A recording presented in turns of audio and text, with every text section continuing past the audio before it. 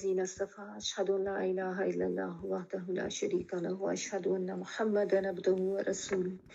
اللهم صل على محمد وعلى آل محمد كما صليت على إبراهيم وعلى آل إبراهيم إنك حميد مجيد اللهم بارك على محمد وعلى آل محمد كما باركت على إبراهيم وعلى آل إبراهيم إنك حميد مجيد أما بعد أعوذ بالله من الشيطان الرجيم بسم الله الرحمن الرحيم رب اشرح لي صدري ويسر لي أمري واحلل عقدة من لساني يفقهوا قولي جی سورۃ الاعراف آج جو ہے ہم نے آیت نمبر 153 سے آنورڈس کرنا ہے، ٹھیک ہے جی، اور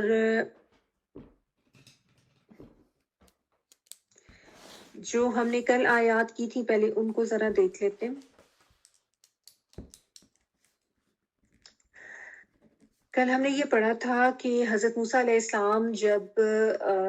پہاڑ پر جاتے ہیں، اللہ تعالیٰ ان کو بلاتے ہیں، تو پیچھے سے جو ان کی قوم تھی ان کو آپ کی آواز نہیں آ رہی؟ آواز نہیں آ رہی؟ کیوں آواز کیوں نہیں آ رہی؟ باقی لوگوں کو بھی نہیں آ رہی؟ نہیں آ رہی ہے، صحیح آ رہی ہے۔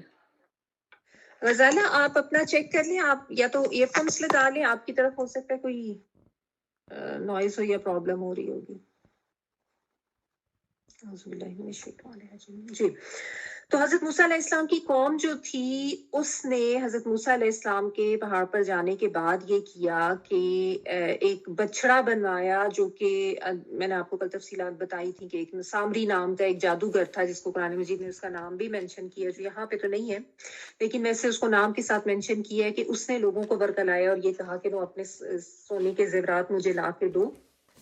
تو میں تم لوگوں کو ایک بت بنا کے دیکھتا ہوں۔ اور اس کے بعد پھر اس نے یہ کیا کہ جب لوگوں نے اس کو زیورات دیے تو اس نے ایک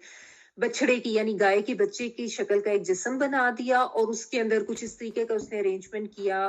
کہ جس کے اندر سے جب اس سے ہوا سی گزرتی تھی تو آواز بھی آتی تھی۔ تو یہ لوگ بڑے اس سے مرعوب ہو گئے اور ان کے اندر گائے کی جو محبت تھی، گائے کی پوجا اور گائے کی عبادت کی، اس کو یہ بڑا سیکرٹ ویسے ہی سمجھتے تھے، اتنے عرصہ غلامی میں رہے تھے اور یہی کچھ دیکھتے آئے تھے، تو انہوں نے اس کو اپنا معبود بنا لیا اور اس کو پوجنا شروع کر دیا۔ اب ہوا یہ کہ حضرت موسیٰ علیہ السلام ایک تو یہ کہ یہاں پہ اللہ تعالیٰ نے یہ بڑی ایک خاص بات کی کہ ان لوگوں کو انہوں نے کیوں اس چیز کو نہیں دیکھا یا سوچا کہ یہ کیسے معبود ہو سکتا ہے کہ جو کہ نہ کلام کرتا ہے نہ ہدایت دیتا ہے، ٹھیک ہے، اور کیسے ظالم لوگ تھے یہ، انہوں نے تو ایک اس طرح کی ہستی کو معبود سمجھ لیا۔ تو اس سے یہ بھی پتہ چلتا ہے کہ جو بھی لوگ اس قسم کے شرک میں مبتلا ہے انہیں بھی تھوڑی سی عقل استعمال کر کے یہ سوچنا چاہیے، اس کے اوپر غور کرنا چاہیے تو ان کو اندازہ ہو جائے۔ یہ ایک بات ان جنرل سب کے لیے کہی گی تاکہ سب کو پتہ چلے، سب جو ہیں وہ اس سے جاگیں کہ ایسی ہستی معبود کیسے ہو سکتی ہے۔ پھر یہ ہوا کہ حضرت موسیٰ علیہ السلام واپس آئے، بہت غصے میں تھے اور ان کو بہت دکھ بھی تھا اور ان کو وہیں پہ اطلاع مل گئی تھی اللہ تعالیٰ کی طرف سے۔ انہوں نے آ کے قوم کی بہت سرزنش بھی کی، بہت غصہ بھی کیا انہوں نے، اور اس پہ کچھ لوگ جو ہیں پھر ان کو ندامت ہوئی، بہت زیادہ شرمندگی ہوئی اور انہوں نے اپنے رب سے فوری توبہ بھی کی، استغفار بھی کیا، معافی مانگی اللہ تعالیٰ سے۔ اور حضرت موسیٰ علیہ السلام کو پھر اپنے بھائی حضرت ہارون علیہ السلام پہ جو غصہ آیا اور انہوں نے ان کے ساتھ جو ایک سختی کا معاملہ رویہ کیا، اس کو بھی قرآن مجید میں یہاں بیان کیا گیا ہے۔ یہ بھی سورۃ طٰہٰ میں بھی مزید تفصیل کے ساتھ بیان کیا گیا اور انہوں نے کہا کہ تم نے بہت بری جانشینی میرے پیچھے کی ہے کہ میں تو تمہیں انچارج بنا کے گیا تھا لیکن تم نے یہ کیا۔ تو وہاں پہ پھر حضرت ہارون علیہ السلام کا کردار نظر آتا ہے کہ انہوں نے بڑے تحمل مزاجی کا مظاہرہ کیا کہ اس وقت بھائی جو ہے وہ غصے میں ہے اور ایک ویسی قوم کے حالات بہت خراب ہو چکے تھے اور انہوں نے ساری تفصیلات پھر حضرت موسیٰ علیہ السلام کو بتائیں کہ یہ تو میرے قتل کے در پہ ہو گئے تھے ورنہ میں نے انہیں روکنے کی کوشش کی تھی، ایسا نہیں ہے کہ میں نے کوئی لاپرواہی کی تھی۔ تو اس پر پھر حضرت موسیٰ علیہ السلام جو ہیں وہ ان کا غصہ ٹھنڈا ہوتا ہے جب ان کو حقیقت کا پتہ چلتا ہے، اور پھر وہ اپنے لیے اور اپنے بھائی کے لیے مغفرت کی بھی دعا مانگتے ہیں اور ساتھ اللہ تعالیٰ کا رحم بھی مانگتے ہیں، ٹھیک ہے۔ تو اس سے بھی پتہ چلتا ہے، کچھ لیسنز ہمیں ملتے ہیں کہ اگر آپس میں رشتہ داریوں میں اس قسم کے کوئی معاملات ہو جائیں، کوئی غلط فہمی ہو جائے، کسی ایک فریق کو بہت غصہ آ جائے، تو दूसरे को तहम्मुल से काम लेना चाहिए और मामलात को बिगाड़ने की बजाय संवारने की तरफ लेके जाने की कोशिश की जानी चाहिए। और ये नहीं कि अगर कोई अगला अपनी गलती एक्सेप्ट भी कर रहा है और समझाने की भी कोशिश कर रहा है या बात को वाज़ेह भी कर रहा है, तो उसको सुनना चाहिए और उस पे गौर करना चाहिए, क्योंकि गुस्सा जो है ना इंसान को वैसे ही बिल्कुल अंधा कर देता है, तो ये नहीं होना चाहिए। इसके बाद अगला रुकू भी हमने स्टार्ट कर दिया था, जिसमें अल्लाह ताला ने आयत नंबर 152 में हमने ये पढ़ा कि अल्लाह ताला ने बताया कि जिन लोगों ने बछड़े को माबूद बनाया उनको तो मेरा गजब पहुंचेगा और उनके लिए रुसवाई है इस दुनिया की जिंदगी में। और इसी तरह हम जजा देते हैं इफ्तरा करने वालों को, यानी इसी तरह से मुराद ये कि जो भी इस तरीके का झूठ या गलत बात खुद से निकालते हैं और उसको दीन का हिस्सा बनाते हैं, तो ऐसे लोगों को अल्लाह की तरफ से गजब भी पहुंचता है और अल्लाह की तरफ से जिल्लत भी मिलती है दुनिया की जिंदगी में। ठीक है, ये अल्लाह ताला ने अपना कानून यहाँ पे बता दिया। तो इससे ये सीखा कि दीन में जो खुद साख्ता इबादत के तरीके लोग बना लेते हैं और जो खुद साख्ता अकायद अपना लेते हैं, उनकी यहाँ पे यानी नफी भी हो रही है और उसके लिए वईद भी बताई जा रही है, क्योंकि लोग फिर उसको दीन का हिस्सा समझ लेते हैं, उसको अल्लाह ताला से मंसूब कर लेते हैं, उसको करना बायसे फखर बायसे सवाब समझते हैं और उसको ना करना जो है वो बायसे गुनाह समझते हैं। हालांकि ये समझना चाहिए कि अल्लाह ताला का दीन लेकर आने वाले नबी सल्लल्लाहु अलैहि वसल्लम थे। अल्लाह ताला ने जो कुछ उनको बताया उन्होंने मुकम्मल तरीके तक हमें पहुंचा दिया था, कोई कमी बाकी नहीं रही थी जिसको कि किसी इंसान को, आम इंसानों को पूरा करने की जरूरत पड़े। तो नबी सल्लल्लाहु अलैहि वसल्लम ने अल्लाह का दीन हम तक बिल्कुल मुकम्मल पहुंचाया है। ठीक है, तो उसमें ना तो किसी कमी की गुंजाइश है, ना ही किसी ज्यादती की गुंजाइश है कि इंसान खुद से उसमें चीजें ऐड करना शुरू कर दे। आज ये दिन मना लेते हैं, आज वो वाला दिन मना लेते हैं, तो इससे हमें बड़ा सवाब मिलेगा और इससे हमें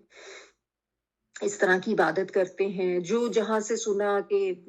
फला दिन में फला वक्त पे इस तरह के नफल पढ़ना शुरू कर दो, उसमें ये पढ़ना शुरू कर दो, या फला जगह पे जाकर ऐसे करो तो उससे तुम्हें ये फायदा होगा, ये सब चीजें जो है ना ये तभी दूर होंगी जब इंसान खुद इल्म हासिल करेगा, खुद शऊर जो है उस अपने आप को, अपना जो शऊर अल्लाह ने उसको दिया है उसको जगाएगा और उसको इस्तेमाल करेगा, वरना तो इसी तरह इधर उधर टकरें खाता फिरेगा। आगे देखिए, आयत नंबर 153 में पढ़ रही हूँ। वल्लज़ीना अमिलु सय्यिआति सुम्मा ताबू मिन बादिहा व आमनू इन्न रब्बका मिन बादिहा लगफूरुर रहीम। और जो लोग बुरे अमल करें लेकिन फिर तौबा कर लें और ईमान ले आए, तो यकीनन उस तौबा ईमान के बाद तेरा रब दरगुजर और रहम फरमाने वाला है। वल्लज़ीना और वो लोग अमिलू जिन्होंने अमल किए अस्सय्यिआत बुरे, सीन वाव हमजा, सुम्मा फिर, ताबू उन्होंने तौबा कर ली। तौबा ये तूबू का मतलब होता है लौट आना, पलट आना। मिम बादिहा बाद इसके, व आमनु और वो ईमान ले आए, इन्ना बेशक रब्बका तेरा रब, मिम बादिहा बाद इसके, यहाँ हाँ से मुराद है उनकी तौबा जो उन्होंने की, लगफूरुर रहीम अलबत्ता बख्शने वाला है, बहुत ज्यादा बख्शने वाला। गफूरुन जो है फऊलुन के वजन पर है, मुबालगे का सीगा है कि जिसमें यानी शिद्दत का मफहूम आता है। लगफूरुन अलबत्ता बहुत बख्शने वाला है, और गफरा जो है मैंने आपको बताया कि ढांपने के मायनों में आता है कि ढांप दे अल्लाह ताला, छुपा दे। और रहीमुन जो है वो फ़ईलुन के वजन पर आता है, यानी ये भी मुबालगे का सीगा है और इसमें एक तकरार का मफहूम आता है, बार बार रहम करने वाला है। ठीक है, अच्छा जी, तो यहाँ पे अल्लाह ताला ने ये भी बता दिया कि जो बुरे अमाल करें, गलती इंसान से हो सकती है, गुनाह हो सकता है, लेकिन अगर कोई ऐसे लोग हैं चाहे इनफरादी या इज्तिमाई तौर पर कि उनको एहसास हो जाए और वो फौरी तौर पर अल्लाह ताला की तरफ रुजू करें, अल्लाह ताला से तौबा करें, अपने उस गुनाह पर इसरार ना करें। इसरार होता है जमे रहना, यानी वही बात बार बार करते जाना। तो अगर कोई इस तरह से करता है कि उसको शर्मिंदगी होती है, माफी मांगता है और अपनी फिर इस्लाह भी कर लेता है, ठीक है, वह आमनू और वो ईमान ले आते हैं, یعنی انسان جب گناہ کرتا ہے تو وہ ایمان کی حالت سے تو ہٹ جاتا ہے نا. جس طرح یہ جو گناہ تھا شرک، اتنا بڑا انہوں نے گناہ کیا تھا، تو اس وقت انسان ایمان کی حالت سے تو نکل جاتا ہے، وہ بلکہ کفر کر رہا ہوتا ہے، انکار کر رہا ہوتا ہے، ٹھیک ہے نا. لیکن جیسے ہی احساس ہوا فوراً توبہ کی، فوراً اللہ سے معافی مانگی، فوراً پلٹے، تو واپس انسان جو ہے وہ ایمان کی حالت میں آ جاتا ہے. تو یہاں پہ میں نے آپ کو کل بھی بتایا تھا کہ مفسرین اس کے بارے میں یہ کہتے ہیں کہ دو طرح کے گروپ بن گئے تھے. ایک تو وہ تھا جنہوں نے رادر تین طرح کے تھے. ایک تو وہ تھا کہ جنہوں نے نہیں کیا تھا، ان کا بھی ہم ذکر ابھی پڑھیں گے کہ اچھے لوگ تو ظاہر ہر دور میں ہر قوم میں ہوتے ہیں، انہوں نے تو کیا ہی نہیں تھا. لیکن ایک تھے جنہوں نے کیا، بٹ پھر ان کو جیسے ہی احساس ہوا تو انہوں نے فوری توبہ کر لی، معافی مانگ لی اللہ تعالیٰ سے. اور ایک وہ تھے جو اڑے رہے تھے، جنہوں نے اصرار کیا تھا، جو مان بھی نہیں رہے تھے، ٹھیک ہے نا. تو جن کے بارے میں اللہ تعالیٰ نے بتایا کہ پچھلی آیت میں کہ ان کو تو ضرور غضب اور ذلت ملے گی اللہ تعالیٰ کی طرف سے. اور اس میں اللہ تعالیٰ یہ بتا رہے ہیں کہ جن کو احساس ہو گیا، انہوں نے توبہ کر لی اور انہوں نے اپنے ایمان کی تجدید کر لی، تو ان کا رب جو ہے وہ بعد اس کے ان کے لیے بہت زیادہ غفور اور بہت زیادہ رحم کرنے والا ہے. کہ یعنی اللہ تعالیٰ کی مغفرت سے اور اللہ تعالیٰ کی بخشش سے جو ہے وہ نا امیدی انسان کو نہیں ہونی چاہیے. جب بھی گناہ ہو جائے، جب بھی خطائیں ہو جائیں، کچھ غلط ہو جائے، جیسے ہی احساس ہو، ایک تو یہ کہ اپنے اندر احساس کو زندہ رہنے دینا چاہیے، اور اس کے لیے بھی انسان کے اندر نا عاجزی ہونی چاہیے. اگر انسان عاجز ہوتا ہے نا تو وہ اپنی غلطی سامنے آنے پر فوراً اس کو مان لیتا ہے. لیکن جس انسان میں تکبر انا ہوتی ہے نا، وہ اس کو اس کی غلطی سامنے بتائی بھی جائے، دکھائی بھی جائے، وہ نہیں مانتا، وہ اپنی بات پہ اکڑ اکڑ کے بیٹھا رہتا ہے، اصرار کرتا رہتا ہے. تو ایسے لوگ کبھی فلاح بھی نہیں پاتے، اور ایسے لوگ کبھی اصلاح بھی نہیں ان کی ہوتی. کیونکہ اصلاح تو انسان کی تب ہوگی نا جب وہ اپنی غلطی کو مانے گا. جس نے ماننا ہی نہیں ہے، جس نے یہ کہنا کہ میں ٹھیک ہوں، تو اس کی پھر اصلاح نہیں ہو سکتی. ایسے لوگوں کے لیے اصلاح کا راستہ جو ہے نا وہ بند ہی رہتا ہے. تو توبہ بھی وہ کرتا ہے جس کے اندر عاجزی ہوتی ہے، جو جھکنا جانتا ہے، جو ایکسپٹ کرنا جانتا ہے، جو ماننا جانتا ہے کہ ہاں میں بھی غلط ہو سکتا ہوں، جس کے اندر یہ چیز ہوتی ہے کہ ہاں میں بھی غلطی کر سکتا ہوں یا گناہ کر سکتا ہوں. تو بہرحال ان کے بارے میں اللہ تعالیٰ نے کہا کہ وہ اللہ سے توبہ کریں تو اللہ بہت زیادہ بخشنے والا بھی ہے، بہت زیادہ مہربان بھی ہے. یہ جب سورۃ المائدہ میں آپ نے وہ محاربہ والی آیت پڑھی تھی نا، تو ڈاکوؤں کے بارے میں یا جو زمین میں فساد کرتے ہیں ان کے بارے میں پڑھا تھا کہ ان کے اوپر قابو پانے سے پہلے ہی اگر وہ باز آ جائیں، توبہ طائب کر لیں، تو پھر ان کے اوپر حد جاری نہیں ہوگی. لیکن جو اڑے رہے اور اسی حالت میں پھر وہ گرفتار ہو جائیں تو ان کے ساتھ پھر وہ محاربہ کی جو حدود ہے وہ ان کے اوپر لاگو ہوگی. تو بہرحال انہوں نے توبہ کر لی. اللہ تعالیٰ نے اپنی بخشش کا بھی بتا دیا اور اپنی رحمت کا بھی بتا دیا. اور اچھا،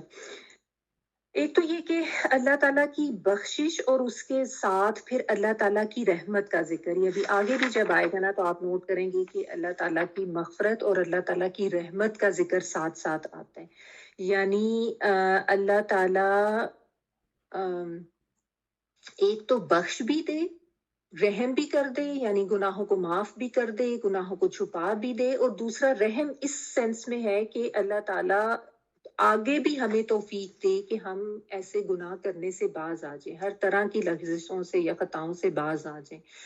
یہ بھی کیونکہ ظاہر ہے اللہ تعالیٰ کے رحم اور کرم اور اس کے فضل سے ہی ہوتا ہے نا کہ انسان گناہوں سے بچا رہتا ہے. یعنی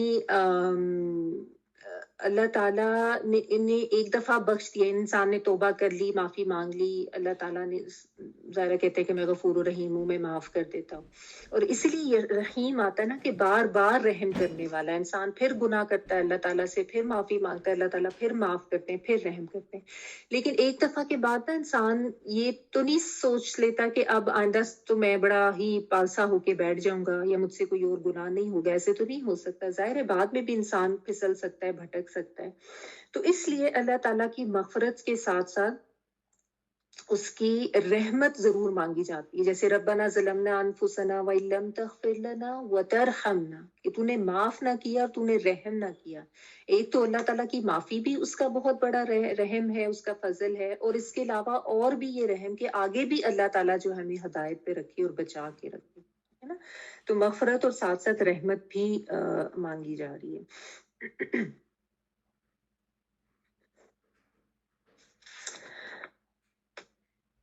اچھا،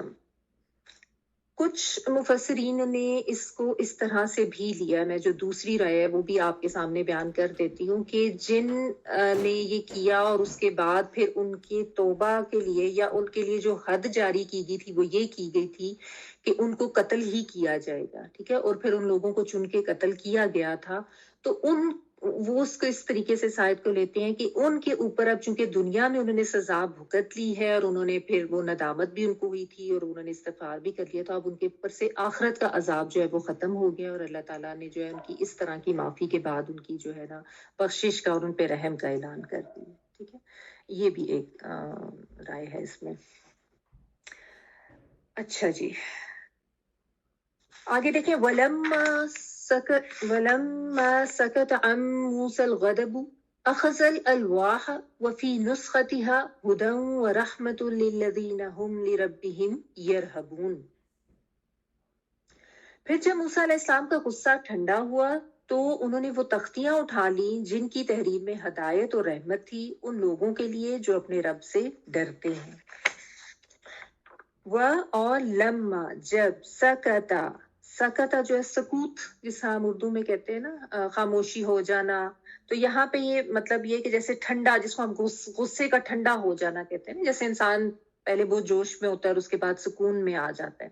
تو یہ وہ چیز ہے کہ جب ٹھنڈا ہوا، سین کاف تا ہی اس کا روٹ ورڈ ہے، ان موسیٰ، ان جو ہے سے اور موسیٰ سے کیا ٹھنڈا ہوا، الغضب غصہ، یہی روٹ ورڈ ہے، غا داد اور با، غیظ و غصہ غضب ہم اردو میں بھی کہتے ہیں۔ اخذا، اس نے پکڑ لی، اخذا وہی والا ورڈ ہے پکڑنے والا، الواح، الواح جو ہے وہ لوحن کی جمع ہے، تختیاں، وفی نسختیہا، نسخہ جو ہے نون سین اور خا، یہ لکھی ہوئی چیز یا لکھی ہوئی چیز کی کوئی کاپی آگے سے کر لی جائے، ڈپلیکیٹ کی جائے، اس کے لیے بھی آتا ہے اور ویسے بھی لکھی ہوئی چیز کے لیے آتا ہے۔ تو یہاں پہ جو اس کی تحریر تھی، یعنی ان تختیوں میں جو کچھ لکھا ہوا تھا اس تحریر کو مینشن کیا گیا کہ ان تختیوں کے اوپر جو لکھا ہوا تھا، وفی نسختہا، ان کی تحریر میں کیا تھا، ہدی و رحمت، ہدایت تھی اور رحمت تھی، للذین، لیے ان لوگوں کے، ہم جو، لی ربہم، لیے اپنے رب کے، یرہبون، وہ ڈرتے ہیں، را ہا اور با، راہب کا ورڈ آپ پڑھ چکے ہیں، ٹھیک ہے، جو کرسچنس کے راہب ہوتے ہیں، تو راہبہ جو ہے نا ایسا ڈر جس میں احتیاط اور اضطراب ہوتا ہے، یعنی یہ آپ تھوڑے زیادہ خوف کے لیے یہ ورڈ یوز کرتے ہیں، شدید خوف کے لیے، یعنی عام والا ڈر نہیں، تھوڑا آگے کا لیول آپ کہہ رہے ہیں۔ اور یا جو ہے آتائن والا وہ کے معنوں میں، یرہبون، وہ ڈرتے ہیں۔ تو اب یہاں پہ یہ بتایا گیا ہے کہ حضرت موسیٰ علیہ السلام جو ہیں ان کا اب غصہ جو ہے وہ ٹھنڈا ہو گیا، ٹھیک ہے، کچھ لوگوں نے توبہ کر لی، حضرت ہارون علیہ السلام جو تھے انہوں نے اپنی ساری جو سچویشن ہے وہ کلیئر کر لی، اصل بات بتا دی، تو ظاہر انسان کو جب پتہ چل جاتا ہے کہ اصل حقیقت کیا ہے، وہ غصہ جو ہے ایک وقتی جذبہ ہوتا ہے، مختلف حالات کے تحت یا مختلف محرکات کی وجہ سے ہو جاتا ہے، لیکن جب اتر گیا اور اتر جانے کے بعد پھر انسان کا رویہ کیا ہونا چاہیے، یہاں سے ہمیں یہ بھی سیکھنے کو ملے گا۔ تو بہرحال ان کا غصہ جب ٹھنڈا ہوا تو اس کے بعد انہوں نے کیا کیا کہ وہ جو تختیاں رکھی تھی نا ان کو دوبارہ سے پکڑ لیا۔ اب یہ چیز بھی یہاں پہ اس طریقے سے کیوں مینشن کی گئی ہے، اخذ الالواح، کل جو ہم نے پڑھا تھا اس میں یہ پڑھا تھا وَأَلْقَ الْأَلْوَاحَ، کہ انہوں نے تختیاں رکھ دی تھیں، آج ہمیں اب اس آیت میں یہ پڑھیں کہ انہوں نے تختیاں پکڑ لی تھیں۔ ये भी अल्लाह ताला जो गलत कॉन्सेप्ट्स इन लोगों ने फैला दिए हुए थे ना, उनको बचाना चाह रहे हैं, यानी आजकल के यहूद को भी और उस जमाने के भी यहूद को भी, सबको, सबके लिए है कि सब इस चीज को समझ लें। क्योंकि इनका ये कॉन्सेप्ट है कि हजरत मूसा अलैहिस्सलाम, ये तो उन्होंने भी समझा कि उन्होंने बड़ा गुस्सा किया, लेकिन उन्होंने कहा कि उन्होंने आके तख्तियां फेंक दी, और फिर आगे उन्होंने मजीद स्टोरीज बना डाली कि वो तख्तियां जो थी वो टूट गई, और फिर उनके ऊपर जो कुछ लिखा हुआ था उस वो नहीं फिर बाकी बचा। तो फिर उन्होंने ये भी कहा कि वो तख्तियां दोबारा से लेने के लिए हजरत मूसा अलैहिस्सलाम जो है वो पहाड़ के ऊपर गए। ठीक है, बाज ने कुछ ये भी स्टोरीज बना दी कि वो फिर उसमें से उसको खुद से लिखा गया तो उसमें फिर ये तब्दीली आ गई, मतलब इस तरह के इनके हैं। बहरहाल वो यही कहते हैं कि तख्तियां टूट गई थी और फिर उसके लिए तहरीर जो है उनको दोबारा लेने के लिए जाना पड़ा था। तो इसलिए कुरान पाक जो है इस चीज को स्पेसिफिकली यहाँ पे मेंशन कर रहा है कि उन्होंने तख्तियां उठा ली। ठीक है ना, और इससे क्या पता चलता है या क्या चीज समझ में आती है कि इंसान की जिंदगी में देखें मुख्तलिफ तरह के हालात भी हो सकते हैं, इंसान मुख्तलिफ किस्म की जज्बाती कैफियत से भी गुजर सकता है। ठीक है ना, जिंदगी जाहिर है सबके साथ हर तरह के मामलात होते रहते हैं, इंसान बहुत ज्यादा खुश भी हो सकता है, अफसोस भी कर सकता है, रंज और गम भी कर सकता है, गुस्से में भी आ सकता है। ठीक है, कभी इंसान के हालात नॉर्मल चल रहे होते हैं, कभी उसके हालात कुछ ऐसे होते हैं कि मुख्तलिफ किस्म की मसरूफियात आ जाती हैं, या कोई ऐसी आजमाइश, कोई ऐसी मुश्किल, कोई बीमारी आ गई, कोई मसरूफियत ऐसी आ गई, कुछ भी हो सकता है, यानी हालात जो है वो एक जैसे तो नहीं रहते, बदल सकते हैं। अब ऐसे में अगर कुछ वक्त के लिए उसका ध्यान जो है वो थोड़ा सा बट गया है, टेक योर एग्जाम्पल, जैसे आप ये कुरान की क्लास जो है वो लेते हैं, बहुत रेगुलरली लेते हैं, नॉर्मल लाइफ जब आपकी गुजर रही होती है उसी तरह से लेते हैं, बीच में कुछ ऐसा हुआ, बीमार हो गए, कोई बहुत ज्यादा जरूरी काम आ गया, कोई मसरूफियत हो गई, कुछ ऐसी हैपनिंग हो गई, कोई हालात एकदम से तब्दील हो गए। होता है ना, बास लोग कहते हैं हम घर कंस्ट्रक्ट करा रहे हैं, घर शिफ्ट कर रहे हैं, कुछ शादी आ गई, हमें फलां जगह जाना पड़ गया, बीमार हो गए। अब वो तो ठीक है, जिंदगी में इस किस्म के काम तो हो सकते हैं, कुछ भी मामला हो सकता है, किसी भी तरह से हालात बदल सकते हैं, लेकिन उसके बाद क्या करना है? अव्वल तो कोशिश ये करनी है कि उस दौरान भी अल्लाह की किताब से और अल्लाह के दीन से ताल्लुक जो है वो इंसान का टूटे ना। ठीक है, बिलखुसूस अल्लाह की किताब से। लेकिन फर्ज करें किसी वजह से आपको क्लास से जो है वो, जैसा मैं आपको एग्जांपल ये दे रही थी कि आप अपनी क्लास बहुत रेगुलरली ले रहे थे, लेकिन किसी वजह से आपका इससे कनेक्शन जो है वो खत्म हो जाता है, आप चले जाते हैं कहीं पे, या कोई भी ऐसी सिचुएशन हो जाती है, तो उसके बाद क्या होना चाहिए कि जब वो मसरूफियत दूर होगी, या जब वो मुश्किल खत्म होगी, या जब वो बीमारी दूर होगी, whatever was the situation, जो भी आपके साथ थी, तो उसके बाद फिर दोबारा जुड़े, दोबारा वापस आए, दोबारा उससे कनेक्ट हो जाए। लेकिन हम लोगों का रवैया क्या होता है, हम कहते हैं वो तो बस टेम्पो ही टूट गया ना, तो बस इस वजह से मेरा ध्यान ही बट गया, चलो देखते हैं अगर दोबारा मेरा वो उससे कनेक्शन हो सका तो ठीक है। वो अब मूड अब उस तरह का नहीं रहा ना, जाहिर है वो एक पहले बना हुआ था। और अगर जहन में आता भी है ना अल्लाह ताला की तरफ से कि भी दोबारा ज्वाइन कर लो, दोबारा कर लो, तो हम उसको ना ये कह के झुठलाते रहते, क्योंकि शैतान तो साथ साथ लगा हुआ है, अपना नफ्स भी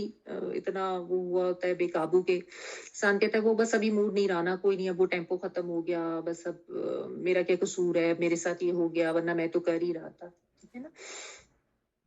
तो ऐसे वक्त में ये याद रखें कि किसी के साथ कुछ भी हो सकता है, और वैसे भी ज़ाहिर है आजमाइश तो किसी की किसी लिहाज से भी हो जाती है, तो ये अलर्ट होके रहें कि बाज दफा अल्लाह ताला ये भी चेक कर रहे होते हैं कि सिर्फ नॉर्मल हालात में ही ये इस जोश और जज्बे से इसको सीखता है और देखता है, या अगर कोई थोड़ी सी बीच में इस किस्म की सिचुएशन हो जाए तो उसमें भी इसका एक कनेक्शन रहता है, या उससे फारग होने के बाद इसको ये लगन रहती है कि मैंने वापस जाना है। क्योंकि देखिए, जिस चीज कि आपको अहमियत का बहुत ज्यादा एहसास होता है ना, उसको आप अपने हाथ से जाने नहीं देते, या जिस चीज को पकड़ने से या मिल जाने से आपको बहुत ज्यादा खुशी होती है, उसको फिर आप जाने नहीं देते इतनी आसानी से। फिर इंसान कहते हैं कि नहीं, ये तो अल्लाह का इतना बड़ा फजल है, मैं इस नेमत का भरपूर फायदा उठाऊं, और ये कहीं जो है मैं इससे गाफिल ना हो जाऊं। تو یہ ایک طرح کا چیک بھی ہوتا ہے کہ اللہ کی اس نعمت پہ کتنا شکر ادا کیا، کتنا فخر کیا، اور کتنا اس کو اپنے لیے اعزاز اور رحمت اور فضل سمجھا، اور کتنا جو تھا کہ اس کو آپ نے بس ایک عام سی چیز سمجھا یا لیا دیا رکھا کہ چلو ٹھیک ہے، جب فارغ ہوئیں گے تو دوبارہ سے تو پھر کر لیں گے. نہیں، فوراً واپس جڑیں. جیسے ہی آپ کی کوئی مصروفیت یا کوئی زندگی کا معاملہ جس کی وجہ سے آپ کا رشتہ جو تھا وہ اس سے ڈسکنیکٹ ہوا ہے، فوراً اس سے جڑیں. ٹھیک ہے نا؟ کیونکہ ہدایت اور رحمت اسی میں ہی ہے. آگے دیکھیں نا، وفی نسختیہ ہدی و رحمت. اگرچہ یہاں پہ بات جو ہو رہی ہے وہ تو رات کی بات ہو رہی ہے، تو رات کو کے بارے میں بھی اللہ تعالیٰ نے کئی جگہ پہ یہ بتایا ہے کہ وہ اللہ تعالیٰ کی طرف سے رحمت تھی، وہ اللہ تعالیٰ کی طرف سے ہدایت تھی. کیونکہ اللہ تعالیٰ نے تو جتنی بھی کتابیں اور ہدایت کے لیے لوگوں کے لیے جو بھی بندوبست کیا وہ اللہ کا رحم اور اللہ کا فضل ہی تھا نا. ٹھیک ہے نا؟ تو یہ یہاں پہ بتایا تو تورات کے بارے میں جا رہا ہے، لیکن ہم اس کو اپنے لحاظ سے کس طریقے سے لیں گے کہ قرآن مجید بھی ظاہر ہے اللہ تعالیٰ کی کتاب ہے، اب تو فائنل ورژن یہی ہے، ایمان لانا ہے تو اسی پہ لانا ہے. تو یہ بھی ہدایت اور رحمت ہے. تو زندگی میں حالات تبدیل ہو جانے سے یا کسی قسم کی آزمائش یا مشکل آ جانے کی وجہ سے کیا انسان یہ سوچ لے کہ اب میرے لیے ہدایت جو ہے وہ حاصل کرنا ضروری باقی نہیں رہا، یا میرے لیے اب اللہ کی رحمت جو ہے وہ اس کے حصول کا ذریعہ اپنانا وہ جو ہے وہ مجھے اس کی اب ضرورت نہیں رہی ہے. تو ایسا تو نہیں ہے نا، یہ اس چیز کو سمجھنے کی ضرورت ہے. ٹھیک ہے؟ کیونکہ اللہ تعالیٰ کی رحمت، اور ایک تو ہدایت بھی اللہ کی سب سے بڑی رحمت ہے، اللہ تعالیٰ کی رحمت اور اس کی ہدایت، اور ساتھ ساتھ اللہ تعالیٰ کا تقوی اور اس کا خوف. یہاں پہ آگے یرہبون کا بھی ورڈ آیا نا، کہ یہی چیزیں ہیں جو انسان کو کامیابی کی طرف لے کے جاتی ہیں اور اس کو سیدھی راہ پر بھی رکھتی ہیں. کیونکہ اللہ تعالیٰ نے آگے بتا دی نا، لِلَّذِينَ هُمْ لِرَبِّهِمْ يَرْهَبُونَ، کہ اب اس میں ہدایت تو تھی اس میں تورات میں، اور اس میں رحمت بھی تھی، لیکن کن لوگوں کے لیے تھی؟ جو اللہ کا تقوی رکھتے تھے، جو اللہ سے ڈرتے تھے، صحیح معنوں میں ڈرتے تھے. یرہبون کا ورڈ ہے، یعنی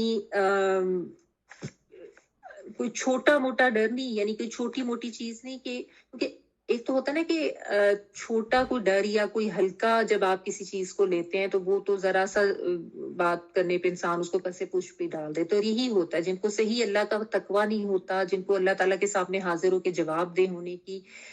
کا صحیح فہم نہیں ہوتا یا اس کا صحیح شعور نہیں ہوتا، تو ان کے لیے تو وہ کوئی ایسا خوف ہوتا ہی نہیں ہے اللہ تعالیٰ کا، اور اسی لیے وہ غلط کام بھی کرتے جاتے ہیں اور وہ ڈر جو ہے وہ پسے پشت آرام سے ڈال دیتے ہیں.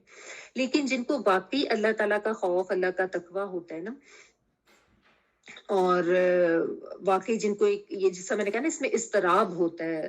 رہبا کا ورڈ جو ہے، تو یعنی ان کو بے چینی ہوتی ہے یہ سوچ کے کہ کہیں ہمارا رب جو ہے وہ ہم سے ناراض نہ ہو جائے، اگر ناراض ہو گیا تو ہمارے ساتھ کیا معاملہ ہوگا. ان کو ایک فکر لاحق رہتی ہے، اور اسی لیے وہ احتیاط کے ساتھ زندگی گزارتے ہیں، محتاط ہو کے رہتے ہیں، ذرا ذرا سی چیز پر وہ الرٹ ہو جاتے ہیں کہ کہیں اللہ نہ ناراض ہو جائے. ٹھیک ہے نا؟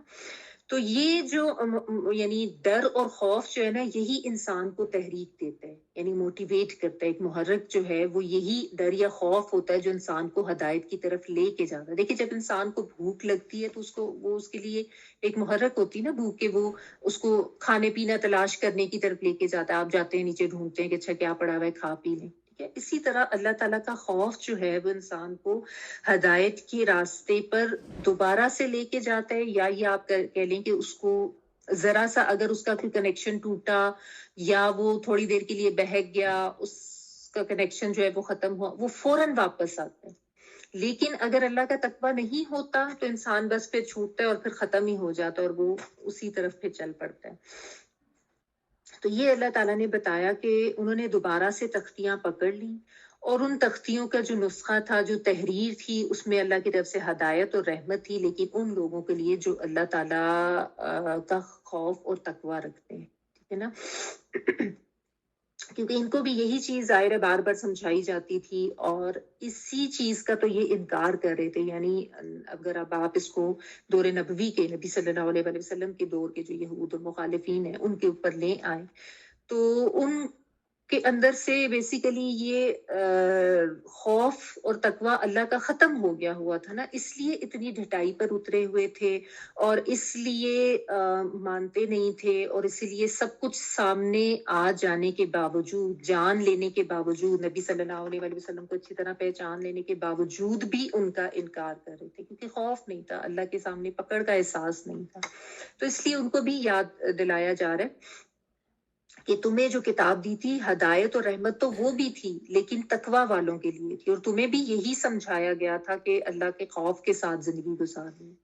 مطلب ان ادر ورڈز یہ کہ اب جو کتاب یہ اللہ کی طرف سے نازل ہو رہی ہے، یہ بھی اسی طرح کی ایک کتاب ہے، لیکن اب اس کے اوپر ایمان لانا ہے، اب یہ ہدایت کا ذریعہ ہے، اب یہ اللہ کی رحمت کا ذریعہ ہے، لیکن یہ بھی ہدایت اور رحمت اسی کے لیے ہے جو اللہ کا خوف رکھتا ہوگا. جو بالکل نڈر ہو کے زندگی گزارے گا وہ تو اپنی منمانی کرے گا نا. ٹھیک ہے. اچھا جی آگے دیکھیے. وَاخْتَارَ مُوسَىٰ قَوْمَهُ 70 رَجُلًا لِمِيقَاتِنَا فَلَمَّا أَخَذَتْهُمُ الرَّجْفَةُ قَالَ رَبِّ لَوْ شِئْتَ أَهْلَكْتَهُم مِّن قَبْلُ وَإِيَّايَ أَتُهْلِكُنَا بِمَا فَعَلَ السُّفَهَاءُ مِنَّا إِنْ هِيَ إِلَّا فِتْنَتُكَ تُضِلُّ بِهَا مَن تَشَاءُ وَتَهْدِي مَن تَشَاءُ انت ولینا فاغفر لنا وارحمنا وانت خیر الغافرین. اور جب موسیٰ علیہ السلام نے اپنی قوم کے 70 آدمیوں کو منتخب کیا کہ وہ اس کے ساتھ ہمارے مقرر کیے ہوئے وقت پر حاضر ہوں، جب ان لوگوں کے ایک سخت زلزلے نے آ پکڑا تو موسیٰ نے عرض کیا، اے میرے رب، آپ چاہتے تو پہلے ہی ان کو اور مجھ کو ہلاک کر سکتے تھے. کیا آپ اس قصور میں جو ہم میں سے چند نادانوں نے کیا تھا ہم سب کو ہلاک کر دیں گے؟ یہ تو آپ کی ڈالی ہوئی ایک آزمائش تھی، جس کے ذریعے سے آپ جسے چاہتے ہیں گمراہی میں بھی مبتلا کر سکتے ہیں اور جسے چاہتے ہیں ہدایت دے دیتے ہیں. اے ہمارے رب، ہمارا رب تو آپ ہی ہیں، یا ہمارا ولی یا ہمارا دوست سرپرست تو آپ ہی ہیں، بس ہمیں معاف فرما دیں اور ہم پر رحم کر دیں، آپ سب سے بڑھ کر معاف فرمانے والے ہیں. وختارا اور چن لیا. یہ خا یا اور را اس کا روٹ ورڈ ہے، جس طرح وہ ہوتا ہے نا اللہ مغفر لی وختر لی، کہ میرے لیے چن لے، خیر کو چن لے، خیر کر دے. تو یہ چننے کے معنوں میں آتا ہے. اب یہ بیچ میں تا جو ہے وہ باپ کی آ رہی ہے، باب افتان میں جانے کی وجہ سے. اور چن لیا موسیٰ علیہ السلام نے قومہ اپنی قوم سے 70 جو ہے یہ 70 کے لیے آتا ہے، 70. ٹھیک ہے. سبا جو ہے 7 کے لیے آتا ہے، تو 70 جو ہے 70 یعنی 70 رجلن لوگوں کو. ٹھیک ہے. رجل جو ہے مردوں کے لیے آتا ہے ویسے. تو 70 مردوں کو انہوں نے منتخب کر لیا، لیمیقاتنا لیے ملاقات کے ہمارے. ٹھیک ہے. وقت مقررہ کے، بلکہ آپ اس کو یہ کہیں گے واو کافتا. نون الف نا ہم کے لیے آ رہا ہے اس میں. فلما پھر جب، اخذتہم پکڑ لیا ان کو، الرجفت را جیم اور فا یہ زلزلے کے لیے آتا ہے. ٹھیک ہے. قولا اس نے کہا، ربی اے میرے رب، لو شئتا اگر چاہتا تو، شین یا حمزہ چاہنا تا زبر جو ہے وہ تم کے لیے، چاہتا تو، لو شئتا اگر چاہتا تو، اہلکتہم ہلاک کر دیتا تو ان کو، ہا لام کاف ہوتا تم کے لیے اور ہم ان کو، ہلاک کر دیتا تم ان کو، من قبلو اس سے پہلے، و اییا اور مجھ کو بھی. ٹھیک ہے. ایا کا بھی ہم کہتے ہیں نا، ایا کا نستعین، کا تم کے لیے آ جاتا ہے، صرف تیری، اور مجھ کو بھی یعنی جس میں تھوڑا سا زور دے کے بات کی جا رہی ہے. تو ایا یا جو ہے اس میں چھوٹی یہ پہ زبر وہ میں کے لیے آ رہا ہے. ٹھیک ہے. کیا تہلکنا تو ہلاک کرتا ہے ہمیں، تا تم والا آتا ہے ان کی والا تم کے معنوں میں، ہا لام کاف ہلاک کرنا، نون الف نا ہم، بما بوجہ اس کے جو فعلا کیا، السفہاء کچھ بے وقوفوں نے. صفاحت ان کا بڑا پہلے بھی پڑھ چکے ہیں. سین فا اور ہا اس کا روٹ ورڈ ہے، اور سفیہن کی جمع صفہاء یعنی بے وقوف، بے عقل. منا ہم میں سے، ठीक है, नून अलिफ ना हम के लिए और शुरू में मिन, मिन और ना से मिलके बना है, हम में से। इन हिया इल्ला, अब आगे इल्ला आ गया तो इनका तर्जमा हम अगर नहीं करेंगे, अब इसका तर्जमा हम नहीं में करेंगे। नहीं है ये इल्ला मगर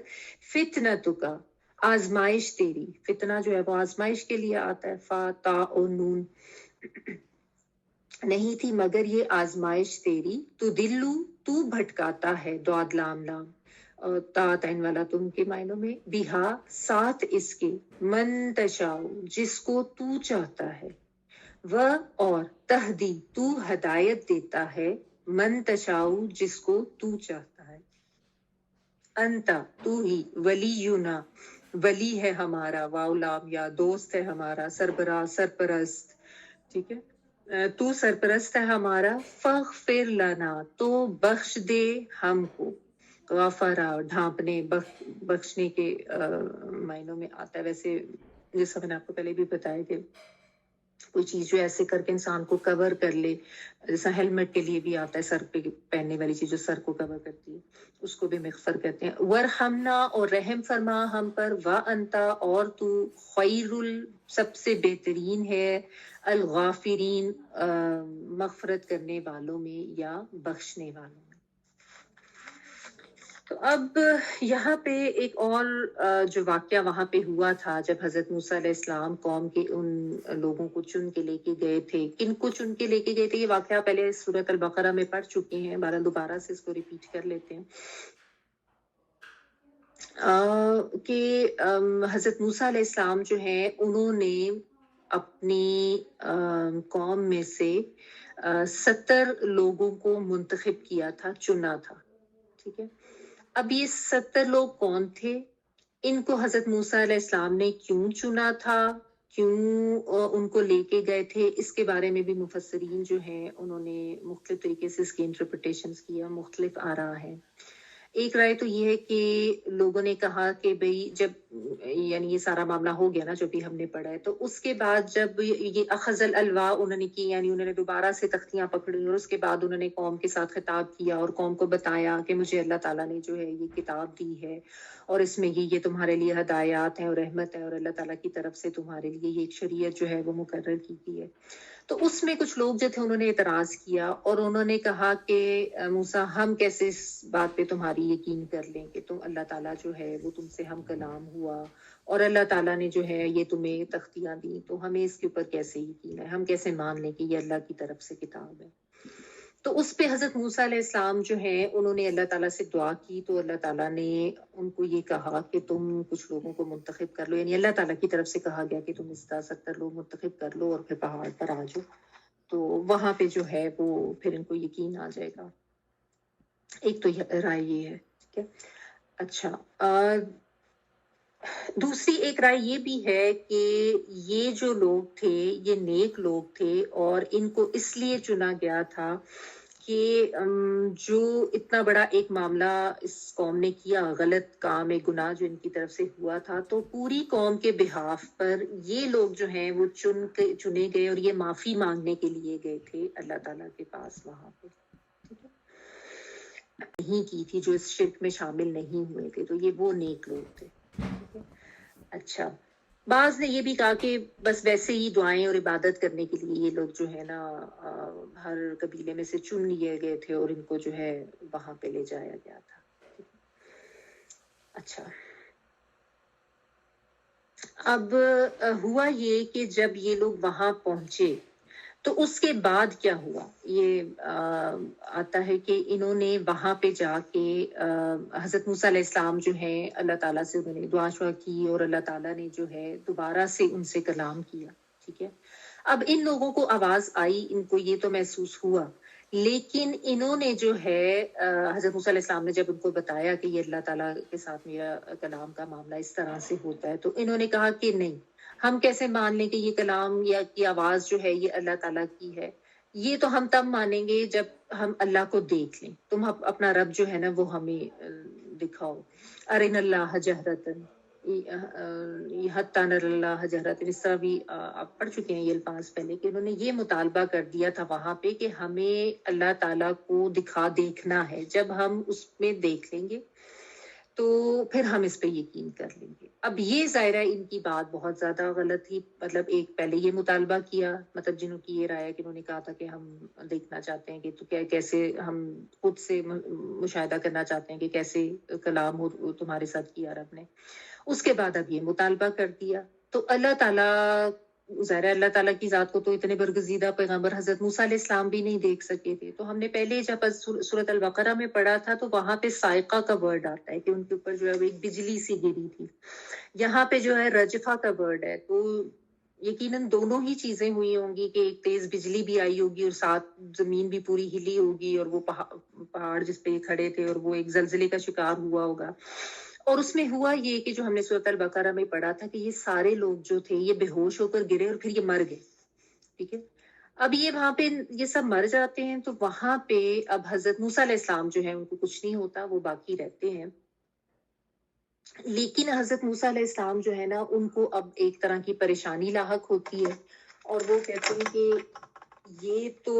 यानी परेशानी क्या उनको लाहक हुई कि वो इस चीज़ से बड़ा अपसेट होते हैं कि ये क्या मामला हो गया है। यानी इन लोगों को तो मैं लेकर आया था अपने साथ। अब अगर मैं जाके ये बताऊँगा कि सारे के सारे 70 लोग जो इतने चुने हुए लोग थे जिनको मैं खुद मुंतखब करके लाया था, ये तो सब इनकी डेथ हो गई है, मर गए हैं। तो ये तो सारा इल्ज़ाम मेरे ऊपर आ जाएगा। यानी